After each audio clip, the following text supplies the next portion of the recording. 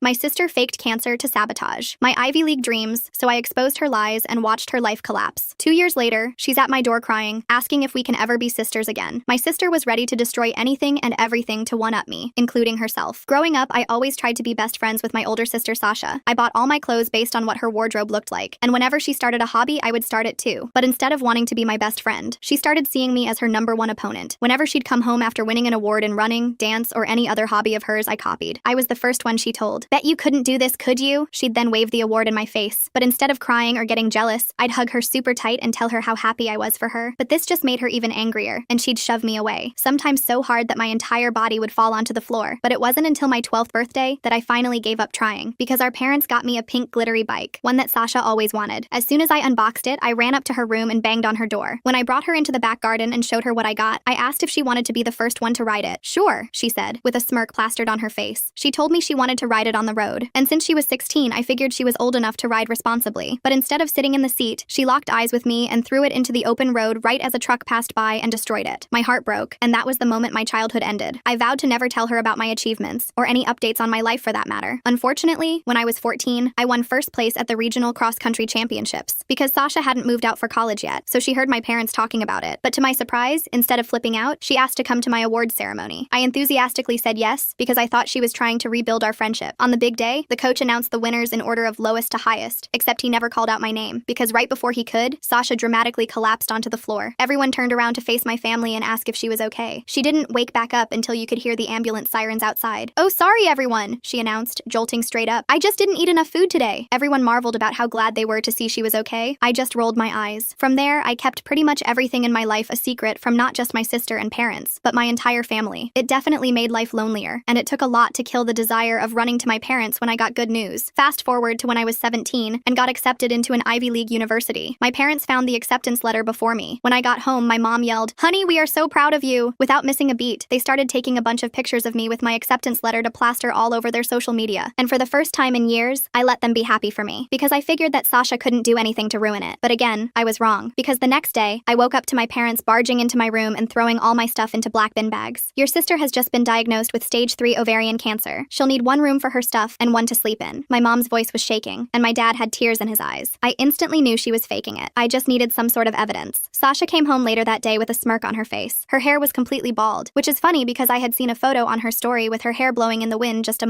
weeks back. Still, she lied down and slept, said the cancer was tiring her out. That night, I cooked her favorite meal, luring her into delusional security. After 2 weeks of me sleeping on the couch, Sasha hosted a party to commemorate her own bravery. She invited everyone we knew, including some girls from my class. Perfect. Halfway through, I tapped on my Fanta glass with a fork. "Sasha, make a speech! We're so proud of you!" She immediately recited a speech that I had heard her practice dozens of times in the bathroom mirror. She was halfway through her fake tears when I walked up to her and hugged her, and just as I was about to pull away, I peeled off the bald cap. Her blonde hair unraveled down to her waist. Sasha screamed. My mom gasped so hard I thought her lungs were about to shrivel up. While everyone processed what was going on, I turned on the TV on full volume. There, I broadcasted a clip I had captured of Sasha practicing her speech in the mirror when she thought no one was looking. And instead of finally facing up to her lies, she stormed out of the house and drove away. I went upstairs to my room and let my parents deal with saying goodbye to all the guests. The next morning, I woke up to my mom slapping me across the face. "How could you have embarrassed Sasha like that while she's battling with cancer?" I just stared at her, my cheek burning. My mom said Sasha told them I'd ripped out her hair extensions, that she'd spent thousands on realistic ones because she didn't want people to pity her for being bald. She didn't want to flaunt her wealth by admitting she could afford such expensive extensions. I couldn't believe my parents bought that story, but they did. They completely believed that their daughter with cancer had secret hair extensions that I cruelly exposed. Over the next few days, things got worse. Sasha came back with a stack of medical documents. She had appointment cards and test results and even a treatment schedule. I don't know how she faked them, but they looked real enough to convince my parents. The letterhead looked authentic and everything. Then she started telling them I was emotionally abusive, that I'd been bullying her about the cancer diagnosis. She said I was jealous of the attention she was getting and trying to make everything about my college acceptance. My parents scheduled an emergency therapy appointment for me. They told the therapist I was showing signs of narcissistic personality disorder and needed immediate help. The therapist seemed skeptical at first, but my parents were so convinced that she agreed to see me twice a week. Those sessions were brutal. I had to sit there while this woman asked me why I felt the need to hurt my sick sister. She wanted to explore my jealousy issues and my need for attention. I tried explaining that Sasha was lying, but that just made me look worse. The therapist would nod and write notes about my denial. Meanwhile, Sasha took over the house. She'd host these little gatherings where extended family would come visit the brave cancer patient. She'd make these subtle comments about how hard it was having an unsupportive sister. Nothing obvious enough to call out, but enough to poison everyone against me. I started documenting everything. Every time she slipped up or contradicted herself, I wrote it down. When she claimed to have chemo on Tuesday but posted selfies at the mall, I screenshotted everything. I was building a case, but I needed something concrete. One night, I came home late from school. I'd been working on a big project in the library. When I opened my laptop, the screen was cracked and it wouldn't turn on. All my schoolwork was gone. Years of essays and projects just destroyed. The keyboard was bent like someone had stepped on it. I found Sasha in the kitchen making tea. She smiled at me and said technology could be so unreliable. Then she asked if I'd backed up my college application materials. The way she said it made it clear she knew exactly what happened to my laptop. I spent the next week rebuilding everything from memory. I had to redo assignments and beg teachers for extensions. Some believed me, but others thought I was making excuses. My grades started slipping from the stress. At school, rumors started spreading that I was unstable. Someone told everyone I'd attacked my cancer-stricken sister at her own support party. People I'd known for years started avoiding me in the halls. My lunch table slowly emptied until I was eating alone. Then came the letter from my dream college. They'd received an anonymous tip about concerning behavior and wanted to discuss my acceptance. Someone had reported that I was bullying a family member with terminal illness. They needed to investigate before finalizing my enrollment. I knew it was Sasha, but I couldn't prove it. She'd been so careful to stay anonymous, but she made one mistake. She used specific phrases in the complaint that she'd used before. I recognized her writing style immediately. I decided to get creative with my evidence gathering. I bought tiny voice recorders and hid them around the house. I wanted to catch her admitting something when she thought no one was listening. I placed them behind picture frames, under tables, anywhere she might let her guard down. The recordings picked up more than I expected. Late at night, I'd hear Sasha on the phone laughing about how gullible our parents were. Her voice carried through the thin walls between our rooms, dripping with contempt as she described their worried faces. She'd brag to her friends about getting my room and ruining my college plans, punctuating each revelation with cruel giggles. Sometimes she'd even mimic our mother's concerned voice, exaggerating it until her friends cackled on the other end. I saved every single file to multiple cloud accounts, creating backup after backup with shaking hands. Each recording was labeled with the date and time, organized in folders that documented weeks of deception. But I needed someone who'd actually listen. My parents were too deep in denial, their eyes glazing over whenever I tried to bring up inconsistencies in Sasha's story. They'd change the subject or suddenly remember urgent errands whenever I mentioned her behavior. That's when I remembered Aunt Helen. She'd always been skeptical of Sasha even when we were kids, catching her in small lies at family gatherings. She was the only one who'd noticed when Sasha claimed to win a spelling bee at a school that didn't even have one. Helen lived 2 hours away, but maybe she'd help. I called her from a payphone at school since Sasha monitored my cell. The phone booth smelled like rust and old gum, tucked behind the gymnasium where no one would see me. The metal receiver felt cold against my ear as I fed quarters into the slot, my hands fumbling with the coins. Helen picked up on the third ring, her warm voice instantly making me feel safer. I told her everything as fast as I could, words tumbling over each other like water breaking through a dam. She stayed quiet for a long time, just breathing steadily on the other end, then said she'd suspected something was off when Sasha's cancer story kept changing. First it was lymphoma, then leukemia, then some rare form that kept shifting names. Helen agreed to come visit that weekend. She said she'd pretend it was just to support Sasha, but really she wanted to see the evidence I'd collected. Her voice had that determined edge I remembered from when she'd helped me with math homework years ago. Finally, someone believed me. I hung up feeling hopeful for the first time in weeks, the spring in my step drawing curious looks from passing students. That Friday, I got home to find my recordings were gone. Every single device had vanished from their hiding spots. The drawer under my desk was empty, dust outlines showing where the recorders had been. The box in my closet cleared out. Even the backup USB drives I'd hidden in an old shoe were missing. Sasha was sitting on the couch reading a magazine like nothing happened, her legs tucked underneath her. The magazine was one of those celebrity gossip rags, her fingers lazily turning pages. When I asked about them, she said she didn't know what I was talking about, not even glancing up from her reading. Her voice was innocent, practiced, like she'd rehearsed this moment. I still had the cloud backups, but now I was paranoid. That night, I changed all my passwords and set up two-factor authentication on everything. I even created dummy accounts with fake evidence in case she got into those too. My fingers flew across the keyboard as I built layer after layer of digital protection. I used password managers and security questions based on things only I would know, references to books Sasha had never read, and places she'd never been. Helen arrived Saturday morning with a casserole and a concerned expression. She wore her good pearls, the ones she saved for important occasions, and her gray hair was freshly styled. She hugged Sasha and told her how brave she was, her acting skills rivaling any performance I'd seen. Sasha ate it up, going on about her treatment and how hard everything was. She even managed to make her voice quaver at just the right moments. I watched from the kitchen, biting my tongue so hard I tasted copper. The casserole sat on the counter, still warm, smelling like childhood comfort I couldn't access. Later, Helen asked to see my room to help me reorganize since I'd given it up for Sasha. It was a clever excuse that wouldn't raise suspicion. Once we were alone, I showed her everything on my phone. The recordings, the screenshots, the timeline of lies I'd meticulously documented. Each piece of evidence was annotated with context and cross-references. Her face got darker with each piece of evidence, her jaw tightening as she listened to Sasha's cruel laughter. She had to sit down on my bed when she heard the part about Sasha planning to intercept my college acceptance letter. We spent an hour going through it all. Helen pointed out inconsistencies I'd missed, like how Sasha claimed to have chemo every Monday but was somehow never sick on Tuesdays, or how her medical documents all had the same watermark pattern, even though they were supposedly from different offices. She showed me how the fonts matched perfectly, the margins identical. clinical. She even noticed the medical terminology was slightly off, like someone had researched terms online rather than copying from real documents. Her years working at a law firm handling medical malpractice cases had trained her eye for authentic medical paperwork. Helen said she'd talked to my parents, but we needed to be strategic. If we came on too strong, they'd get defensive and shut down completely. She'd seen it before with her own siblings, how confrontation could backfire when people were emotionally invested in a lie. She suggested waiting until dinner when everyone was relaxed. I agreed, even though waiting felt impossible, my stomach churning with anxiety. We spent the afternoon pretending everything was normal, helping Mom in the kitchen and listening to Dad's work stories. At dinner, Sasha was in full performance mode. She pushed food around her plate and sighed about how the treatment culled her appetite. She'd taken exactly 3 small bites of chicken, cutting them into tiny pieces for maximum effect. My mom immediately offered to make her something else, jumping up from the table. Dad rubbed her shoulder and said she was so strong, his voice thick with emotion. The dining room felt suffocating with all the manufactured sympathy. Helen started casual. She asked about Sasha's treatment plan and which hospital she was using. Her tone was conversational, like she was asking about the weather. Sasha gave vague answers about privacy and not wanting to burden everyone with details. Helen pushed a little more, mentioning she had a friend who was an oncologist who might help. She even pulled out her phone like she was ready to make the connection right there. Sasha's eye twitched, but she covered it by dabbing at fake tears. She said she appreciated the offer, but her team was handling everything. When Helen asked for the oncologist's name to send a thank you card, Sasha suddenly needed to use the bathroom, her chair scraping loudly against the floor. She walked slowly, playing up the weakness, one hand trailing along the wall for support. While she was gone, Helen looked at my parents. She asked if they'd actually gone to any appointments with Sasha. My mom admitted they hadn't because Sasha said she needed to be independent. She looked embarrassed, twisting her napkin in her lap. Dad added that Sasha was protecting them from the harsh reality, his hands folded tightly on the table. His knuckles were white with tension he didn't even realize he was carrying. Helen pulled out her phone and showed them my evidence. At first, they didn't want to look, turning their heads away like children avoiding vegetables. But Helen insisted, going through each recording and screenshot methodically. She had them organized in a presentation, professional and undeniable. My mom's face went white when she heard Sasha laughing about fooling them, her hand flying to her mouth. Dad's expression shifted from disbelief to horror to rage in the span of 30 seconds. Sasha came back to find us all staring at her. The silence was deafening, broken only by the tick of the grandfather clock in the hallway. She immediately started crying about how we were ganging up on a cancer patient. When that didn't work, she accused me of faking the recordings with AI. Then she said I'd drugged her to make her say those things, her lies becoming more desperate and wild. Each new excuse contradicted the last, a house of cards collapsing in real time. My dad stood up slowly, his chair creaking under the shift of weight. He asked her point blank if she had cancer. His voice had the same tone from when I was little and he'd caught me sneaking cookies. Sasha tried more tears, but he just repeated the question, his voice steady and firm. Finally, she exploded. She screamed that we all loved my achievements more than her, that I'd stolen her parents' attention with my stupid college acceptance. Spit flew from her mouth as years of resentment poured out. The truth came pouring out in a torrent. She admitted faking everything but said it was our fault for making her feel invisible. She'd spent years being the older sister, but I got all the praise for copying her. She said destroying my bike was the only time she felt powerful, her face contorting with years of suppressed rage. She even admitted to smaller things I'd never suspected, hiding my library books so I'd get fines, telling kids at school embarrassing lies about me, deleting my essays from the family computer. My mom started sobbing, deep wrenching sounds that shook her whole body. Dad had to sit back down like his legs gave out, gripping the edge of the table. The wood groaned under his grip. Helen recorded the whole confession on her phone just in case Sasha tried to deny it later. I felt numb watching my family fall apart, like I was floating above the scene. The untouched food on the table seemed absurd in the midst of such destruction. Sasha wasn't done though. She lunged at me, screaming that I'd ruined everything. Her nails caught my mom's arm when she tried to get between us. Blood ran down Mom's wrist, and that finally snapped everyone out of their shock. The red drops hit the white tablecloth, spreading like tiny roses. Mom stared at her arm like she couldn't comprehend what had happened. Dad grabbed Sasha and pulled her back. She was thrashing and screaming about how much she hated me, how I'd stolen her life by being born, how every achievement I had was just to make her look bad. Years of rage came out in one terrifying burst, her voice raw and primal. The neighbor's dog started barking, sensing the chaos through the walls. Helen called 911 while Dad held Sasha. She gave the address calmly, her legal training keeping her focused. The paramedics came for my mom's arm, but ended up taking Sasha too. She'd worked herself into such a state they were worried she might hurt herself. As they led her away, she kept screaming that this was all my fault, her voice echoing down our quiet street. Porch lights flickered on as neighbors peered through curtains. The house felt empty after that. Mom needed stitches and antibiotics. The doctor said the scratches were deep but would heal fine. They cleaned and bandaged her arm with gentle efficiency. Dad drove her home in silence, the only sound the hum of the car engine. None of us knew what to say. The hospital bracelet on Mom's wrist caught the streetlights as we pulled into our driveway. That night, my parents sat me down to apologize. They said they'd been so shocked by the cancer story they never questioned it. They'd wanted to support their sick daughter and ended up enabling her lies. Mom cried when she talked about slapping me, touching her hand to my cheek gently. The gesture was so different from that day, tender and full of regret. I told them about all the things Sasha had done over the years, not to hurt them, but so they'd understand this wasn't new. They were horrified to learn about the birthday bike and the awards ceremony. They'd had no idea how long this had been going on. Each revelation realization hitting them like a physical blow. Dad kept shaking his head, muttering about signs he'd missed. We agreed Sasha needed professional help, real therapy, not the kind they'd forced on me. Dad called around and found a place that specialized in personality disorders. They had an opening the next week if Sasha agreed to go. He spent hours on the phone, his notebook filling with names and numbers, insurance coverage, treatment approaches, success rates. He researched like his life depended on it. Meanwhile, I had to fix my life. The college was still investigating the anonymous complaint. I sent them the recording of Sasha's confession along with a letter from Helen explaining the situation. I included the therapy notes showing I was the victim, not the bully. Each document felt like a piece of my dignity being restored. The admissions officer called personally to apologize for the confusion. School was harder to fix. Rumors don't die easily, especially in a small high school where gossip is currency. Some people believed me when I explained, but others thought I was making excuses. I focused on my real friends and ignored the whispers in the hallway. It hurt, but I'd survived worse. My AP teachers were especially supportive, having seen my dedication firsthand. My teachers were more understanding. When I explained about the laptop and showed them the police report Dad filed, they gave me extensions. I spent weeks catching up on assignments, my desk lamp burning late into the night. My grades slowly recovered, but it was exhausting. Each test and paper a mountain to climb. Coffee became my best friend, and the library staff knew me by name. Sasha came home after 3 days of observation. She was required to attend therapy twice a week. The therapist said she showed signs of narcissistic personality disorder with antisocial features. It would take years of work to address, she warned us, setting realistic expectations. She gave us pamphlets about family dynamics and enabling behaviors. She moved back into her old room without apology. We avoided each other completely, creating invisible barriers in our shared spaces. When we passed in the hall, she'd look through me like I wasn't there. I was fine with that. I'd given up on having a sister years ago. The house felt like it was split in two, separate worlds existing under one roof. But she wasn't done trying to hurt me. I caught her in my room one day going through my college paperwork. When I confronted her, she said she was just borrowing a pen. But I noticed my acceptance letter was crumpled like she'd been squeezing it. The official seal wrinkled beyond repair. The violation of my space made my skin crawl. I installed a lock on my door that night. My parents didn't object, understanding the necessity without me having to explain. They knew we needed boundaries while Sasha worked through her issues. Mom even helped me pick out a sturdy deadbolt from the hardware store, testing each one for strength. The click of that lock became the sound of safety. The next few months were tense. Sasha would have good days where she seemed almost normal, laughing at TV shows and helping with dishes. Then she'd have setbacks where the anger came back. Her therapist warned us recovery wasn't linear. We had to be patient but also protect ourselves. Family dinners became exercises in careful navigation. I started keeping anything important in a safe. My laptop, documents, even sentimental items went in there each night. It felt extreme, but I couldn't risk another sabotage attempt. The safe gave me peace of mind to focus on school. The combination was my birthday, a date Sasha had always resented. Even choosing those numbers felt like reclaiming something. College finally confirmed they were keeping my acceptance. The admissions board said they understood the situation and appreciated my honesty. They even offered resources for dealing with family trauma. I cried reading that email, relief washing over me in waves. My future was secure again, the path forward clear. Prom season arrived, and I let myself get excited. I'd found a beautiful dress on sale, and my friend Erin asked me to go as friends. It felt good to have something normal to look forward to. I even caught myself humming while doing homework, old happiness creeping back in. The dress hung in my closet like a promise of one perfect night. The night of prom, I was doing my makeup when I heard a crash. My dress was on the floor, covered in what looked like bleach. The fabric was ruined, huge white splotches all over the blue material. Sasha's bathroom door clicked shut down the hall. The chemical smell burned my nose. I stood there in my slip, staring at the destroyed dress, feeling all the excitement drain away. I wanted to scream, but instead I called Helen. She drove over with her daughter's old prom dress. It was green instead of blue, but it fit perfectly. Helen did my hair while I tried not to cry. She said I looked beautiful and meant it, her hands gentle as she pinned each curl. She even had matching jewelry in her purse, like she'd known I'd need rescuing. At prom, nobody cared that my dress was different than planned. Erin and I danced until our feet hurt. For a few hours, I forgot about Sasha and the chaos at home. I just got to be a normal teenager celebrating with friends. The gym was transformed with twinkling lights and silver streamers. We took dozens of photos, genuine smiles replacing the forced ones from family portraits. When I got home, Sasha was in the living room. She looked at the green dress and her face fell. I realized she'd been waiting to see me cry about the ruined dress. When I smiled and said I had an amazing night, she stormed off to her room, her disappointment palpable. For once, her plan to hurt me had failed completely. The next week, her therapist called a family meeting. She said Sasha had admitted to the dress incident and several other acts of sabotage. The therapist recommended a more intensive program, maybe residential treatment where Sasha could focus on healing without triggers. She explained that the current approach wasn't working fast enough. My parents were torn. They wanted to help Sasha but worried about sending her away. The therapist explained that sometimes distance was necessary for everyone to heal. She gave them brochures for several programs that specialized in personality disorders, glossy pages filled with promises of recovery. Each facility had testimonials from families who'd found peace through separation. That night, I heard my parents arguing. Mom wanted to try the residential program, but Dad thought they'd failed Sasha by not catching this earlier. They went back and forth about whose fault it was. I put on headphones and tried to focus on homework, calculus problems blurring through my tears. Their raised voices penetrated even through my music. Sasha must have heard them too, because the next day she announced she'd go to treatment. She said she was tired of being angry all the time. For the first time in years, she looked genuinely seemingly exhausted instead of plotting something. Dark circles shadowed her eyes. The fight seemed to have gone out of her, replaced by something hollow. We drove her to the facility the following Monday. It was 3 hours away, surrounded by mountains and gardens. The staff seemed kind but firm. They explained the program would last at least 6 months with family therapy sessions once a month. The building looked more like a retreat than a hospital. Other families were saying goodbyes in the parking lot, each carrying their own heavy stories. Sasha hugged our parents goodbye but ignored me. I was okay with that. I didn't need a tearful reconciliation. I just needed her to get help and leave me alone. As we drove away, I felt lighter than I had in years, watching the facility disappear in the rearview mirror. The mountains looked peaceful, like they could hold all our family's pain and transform it. The house was peaceful without her. I moved back into my room properly, spreading out my things without fear. My parents and I had quiet dinners where we actually talked. Mom started asking about my day again, genuinely interested in my answers. We even played board games some nights, rediscovering how to be a family of 3. I threw myself into senior year activities. I joined the yearbook committee and started tutoring underclassmen in math. My college acceptance was secure and I could finally enjoy high school. Friends started hanging out again once the drama died down. My calendar filled with normal teenage activities, study groups, movie nights, college planning sessions. Life became wonderfully ordinary. The first family therapy session was rough. Sasha had to acknowledge the harm she'd caused. She read from a list, monotone and clearly unhappy about it. But the therapist said admitting wrongdoing was the first step, even if she didn't feel it yet. The room smelled like lavender and felt too small. We sat in a circle, the distance between us measured in more than feet. We went once a month as required. Sometimes Sasha participated and sometimes she just glared. The therapist worked with all of us on boundaries and communication. My parents had to admit they'd enabled her behavior by not addressing it earlier. Each session peeled back layers of family dysfunction. Mom cried a lot. Dad learned to express emotions beyond anger. I learned to speak up for myself without guilt. I started seeing my own therapist to process everything. She helped me understand that Sasha's problems weren't my fault, that wanting a sister wasn't what caused this. It took months to really believe that, but eventually I did. Her office became a safe space where I could finally exhale. We worked through years of suppressed fear and confusion. Senior year flew by in a blur of activities and milestones. I got into National Honor Society and won a scholarship for my essay about overcoming family challenges. My parents came to every ceremony, beaming with pride. They'd learned to celebrate my achievements without guilt. The auditorium lights felt warm on my face as I accepted each award. Each accomplishment was mine alone, no longer shadowed by Sasha's jealousy. Sasha slowly improved in treatment. Her letters home became less angry and more reflective. She started taking responsibility without blaming others. The therapist said she was making real progress, but warned us not to expect miracles. Recovery would be a lifelong journey, not a destination. But for the first time in my life, I had hope that maybe someday I'd have the sister I'd always wanted, even if that day was still far away. Graduation day arrived faster than expected. I woke up early to iron my cap and gown, the fabric crisp under the hot metal. My parents were already in the kitchen making my favorite breakfast, pancakes with strawberries, just like when I was little. Dad kept taking photos of everything, even my half-eaten breakfast. Mom fussed with my hair until I gently pushed her hands away. The ceremony was at 10, but we left at 8 because Dad wanted good seats. The high school parking lot was already filling up with families carrying flowers and balloons. I found my friends near the gym entrance and we took about 100 selfies. Everyone kept saying we looked so grown up in our caps and gowns. During the ceremony, I spotted my parents in the 3rd row. Mom was already crying and we hadn't even started yet. Helen sat next to them with her camera ready. When they called my name for the scholarship award, Dad whooped so loud everyone turned to look. I didn't even feel embarrassed, just proud. After getting my diploma, I found them in the crowd. Group hug turned into more crying from Mom. Helen handed me a card with a check inside for college expenses. I tried to give it back, but she insisted, said it was an investment in my future. Dad took more photos until my face hurt from smiling. We went to lunch at my favorite restaurant. Halfway through appetizers, Mom's phone rang. It was the treatment facility. Sasha wanted to talk to me. I hadn't heard her voice in 2 months. My parents looked at me expectantly but didn't push. I took the phone outside where it was quieter. She said congratulations on graduating. Her voice sounded different, calmer maybe, less sharp around the edges. She asked about my college plans and actually listened to the answer. When I told her about the scholarship, she said good job. Not sarcastically either, just genuine. The conversation lasted 5 minutes but felt significant. Summer passed in a blur of preparation. College shopping with Mom, who bought way too many shower caddies. Dad teaching me basic car maintenance in the driveway. Oil changes, tire pressure, jump-starting batteries. He made me practice everything twice. Helen threw me a going-away party with all my favorite foods. The treatment facility called about a special family session before I left for school. They said Sasha had something important to share. We drove up on a Saturday. The mountains green with summer growth. The building looked less intimidating now. Families sat in the garden areas talking quietly. In the session room, Sasha looked healthier. She'd gained weight and her skin had color again. She read from a paper, hands shaking slightly. It was an apology, a real one. She went through specific incidents and acknowledged how they hurt me. The bike, the laptop, the dress, each memory carefully examined. She said she'd been diagnosed with narcissistic personality disorder and borderline traits. That wasn't an excuse, but an explanation. She was learning to manage her emotions without hurting others. The therapist nodded encouragingly as she spoke. When she finished, we all sat in silence for a moment. I didn't forgive her, not yet. But I thanked her for the apology and said I hoped treatment kept helping. That was all I could give right then. The therapist said that was perfectly okay. Forgiveness couldn't be forced or rushed. Everyone had their own timeline for healing. We had lunch at a nearby cafe. Sasha came with supervision from a staff member. She ordered soup and actually ate it. We talked talked about safe topics like movies and weather. When she asked about my roommate assignment, I showed her the email. She said the girl seemed nice based on her Facebook profile. The drive home was quiet. My parents kept exchanging looks in the front seat. Finally, Mom said they were proud of how I handled myself, that I'd shown maturity beyond my years. Dad added that I didn't owe Sasha anything. My feelings were valid, whatever they were. 2 weeks before college, I was packing when I found something strange. A small wrapped box in my desk drawer. Inside was a necklace with my birthstone. The receipt showed Sasha had ordered it from the treatment facility's craft program. A tiny note said, "For your new beginning." I stared at it for a long time. I didn't wear it, but I did pack it. Maybe someday I would, maybe not. But the gesture meant something even if I wasn't ready to accept it fully. I wrapped it carefully in tissue paper and tucked it into my jewelry box. Progress came in small steps. Move-in day was chaos. Dad insisted on carrying everything himself until his back started hurting. Mom reorganized my dorm room 3 times. My roommate Kimberly and her parents watched with amusement. By evening, our room looked like a Bed Bath & Beyond exploded, but it felt like home. Saying goodbye was harder than expected. Mom ugly cried in the parking lot. Dad kept clearing his throat and checking the car tires. I promised to call every week and text daily. Helen had already sent a care package that arrived before I did. Cookies and tea and a note saying she was proud. College was everything I'd hoped for. Hard classes, but interesting ones. Late-night study sessions fueled by pizza. My roommate became a close friend after we bonded over terrible dining hall food. I joined the running club and made more friends. No one knew about my family drama, and that felt like freedom. The first family therapy session I missed felt weird. Mom called afterward to fill me in. Sasha was doing well, taking responsibility without prompting. She'd started helping younger residents with their initial adjustments. The therapist called it significant progress. I was glad but also relieved to be far away. I came home for Thanksgiving break. The house felt different, calmer. My parents had redecorated some rooms and started hosting game nights with friends. They looked happier, lighter, like they'd been holding their breath for years and finally exhaled. Mom cooked enough food for 20 people. Sasha was allowed a supervised home visit for Thanksgiving dinner. She looked nervous walking through the door. We all sat at the table like strangers pretending to be family, but gradually conversation started. She asked about my classes and seemed genuinely interested in my biology major. No competitive comments or put-downs. After dinner, she helped clear plates without being asked. When Mom brought out pie, Sasha asked if she could say something. She thanked us for not giving up on her, said she knew she'd put us through hell, that she was committed to being better even though it was hard work. Dad reached over and squeezed her hand. She went back to treatment that night, but the visit felt like progress. I didn't hug her goodbye, but I did wave from the porch. Small steps. The therapist had said healing wasn't linear. There would be good days and bad days, but at least we were moving forward. Winter break brought more changes. Sasha completed the first phase of treatment and moved to a transitional housing program. She got a part-time job at a bookstore, started taking community college classes online. The structure seemed to help her. She had to follow rules and meet expectations. We had another family session where the therapist talked about reintegration. Sasha wouldn't move home right away, maybe not ever, but she could visit more often, have dinner once a week, attend family events with notice. Everyone needed boundaries to feel safe. The therapist helped us write them down. I went back to college feeling cautiously optimistic. My parents visited for Parents' Weekend and met all my friends. Mom embarrassed me by taking photos of everything, including my messy dorm room. Dad wore my college sweatshirt everywhere. They looked happy, really happy, not forcing it anymore. Spring semester flew by. I made Dean's List and got invited to join the honors program. My parents framed the letter. Helen sent congratulations flowers. Even Sasha texted saying she was proud. Each achievement felt fully mine now. No shadow hanging over it. No fear of retaliation. I came home for spring break to find Sasha had visited several times. My parents said dinners were going well. She was taking accountability in therapy and working on emotional regulation. The bookstore manager liked her work ethic. Small victories, but victories nonetheless. Mom kept her voice neutral when sharing updates. We had dinner together that Wednesday. Sasha asked about my summer plans and I told her about my research internship. She said that sounded impressive and asked questions about the project. Real questions, not looking for weaknesses to exploit. When I mentioned being nervous, she said I'd do great. The meal ended without drama. She helped load the dishwasher and thanked Mom for cooking, said goodbye without making it weird. After she left, my parents looked at me expectantly. I said it was fine, and it was. Not great, but not terrible. Just fine. Sometimes fine was enough. Summer brought more stability. I threw myself into research and loved every minute. My parents visited the lab and tried to understand my project about protein folding. Sasha continued therapy and kept her job. We had family dinners every other week. Conversation got easier with practice. One night, she asked if we could talk privately. We sat on the back porch like we used to as kids. She said she knew she'd stolen years from me, that she couldn't give them back but wanted to do better going forward. I told her I appreciated that, but trust would take time, maybe forever. She said she understood. Before sophomore year started, we had a final family session. The therapist said Sasha had made remarkable progress but would need ongoing support. She'd learned to recognize her triggers and manage reactions. The personality disorder would always be there, but she could control how it affected others. Everyone had worked hard to get here. I went back to college feeling settled. My family wasn't perfect, but it was healing. Sasha texted occasionally with normal stuff, songs she liked or books she'd read. I responded when I felt like it. No pressure either way. We were finding a new rhythm that worked for everyone. Sophomore year brought new challenges and opportunities. I declared my major officially and started research with a professor. My parents called weekly with updates. Sasha was taking more classes and doing well. She'd made some friends in her therapy group, baby steps toward a normal life. When I came home for winter break, Sasha had her own apartment, a studio near the bookstore. She invited us over for dinner and actually cooked. The pasta pasta was overcooked, but no one complained. She showed us her space with obvious pride, everything neat and organized. A fresh start made visible. We exchanged Christmas presents awkwardly. She got me a gift card to my favorite store, safe and practical. I got her a journal for therapy work, also safe, but we were trying. That counted for something. Mom took photos of us sitting on the couch. Not quite comfortable, but not hostile either. The rest of break passed peacefully. Family dinners happened without incident. Sasha came to my high school friend's party and behaved normally. She even laughed at Aaron's terrible jokes. When someone asked about our relationship, we both said it was complicated but improving. That felt honest. I helped her move some furniture one afternoon, just the two of us in her apartment. She put on music and we worked without much talking. When we finished, she made tea and we sat on her new couch. She said she was grateful I was giving her a chance, that she knew she didn't deserve it but appreciated it anyway. I told her about my college friends and classes. She listened without interrupting or comparing. When I mentioned struggling with organic chemistry, she offered to help. Turns out she'd taken it at community college and done well. We spent an hour going over my notes. She was patient and explained things clearly. That night, I told my parents about the tutoring. They exchanged surprised looks. Mom said that was wonderful. Dad reminded me to maintain boundaries. I said I knew, but maybe boundaries could shift slowly, include more space for connection if everyone stayed healthy. The therapist had said flexibility was important. Spring semester started with new energy. Sasha and I texted about chemistry homework. She sent helpful videos and practice problems. My grade improved from a C to a B+.